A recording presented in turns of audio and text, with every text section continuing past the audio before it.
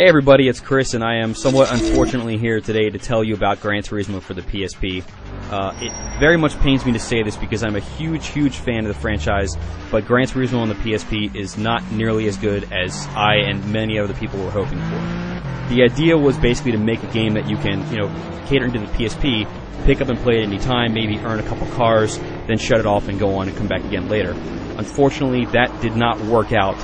While the driving mechanics that we all know and love are there, it's basically the presentation that holds this game down, so let's get into that.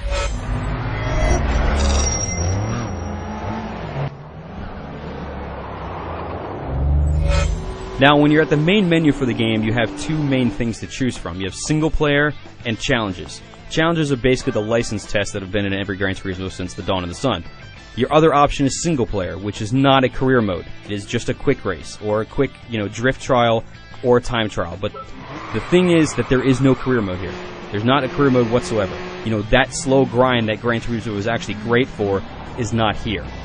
Now, as far as the challenges, all that's pretty much exactly what we had seen before, but I beat all 102, and I didn't get anything for it. Now, one thing that is cool about the presentation and kind of the reason for the whole game is that you can share your cars. There are, give or take, about 800 cars in the game, and all of them are either marked as shareable or tradable. The problem is, on any given day, because the game kind of goes on by days, you can only buy cars from 4 manufacturers. And day to day, those change what they are, so I have still yet to be able to buy a car from Ferrari, which kind of sucks because I love Ferrari.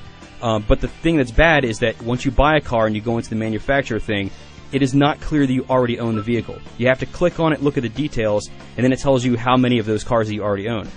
Now, one nice thing about the title and things that Gran Turismo is usually sold for is that it looks really good. It's not the best looking game on the PSP, but it does look nice. It looks like maybe a step down from Gran Turismo 4 on the PS2, and given that this is the PSP, that's actually very good. There is a cockpit view for every car, although the actual interior of the cockpit is all blacked out to just kind of give you the outline. Presentationally, from a visual standpoint, it looks nice.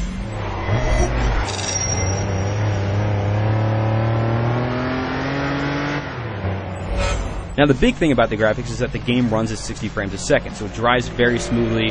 Everything is crisp and clean in terms of that department. So, the game drives, I would say, a lot like Gran Turismo 4, and that's give or take about how this drives. There's no damage or anything like that, as you might expect, but the game does drive well. In terms of AI, we're not really seeing anything new here. Somewhat unfortunately, the computer still basically drives on a line.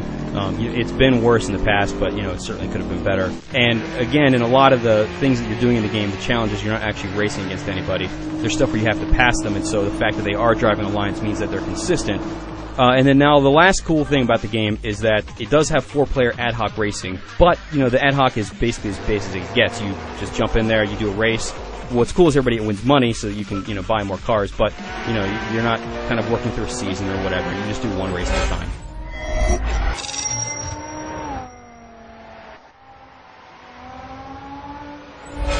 So on the whole, Gran Turismo for the PSP, like I said, is a quite disappointing release. If you're a huge Gran Turismo fan, the experience of driving and stuff is still in there, but you lose the point of having to build up cars and upgrade them and buy new stuff. So that, to me, is hugely disappointing. But if you just want to get in there and race, and especially if you want to do ad hoc racing, then that's all fun and that works well. But the presentation of not having a career mode, having it hard to tell what cars that you've already bought, especially since this is a collection game, just did not come together very well. And for me, this is a very disappointing title. For the full written review, head over to IGN.com.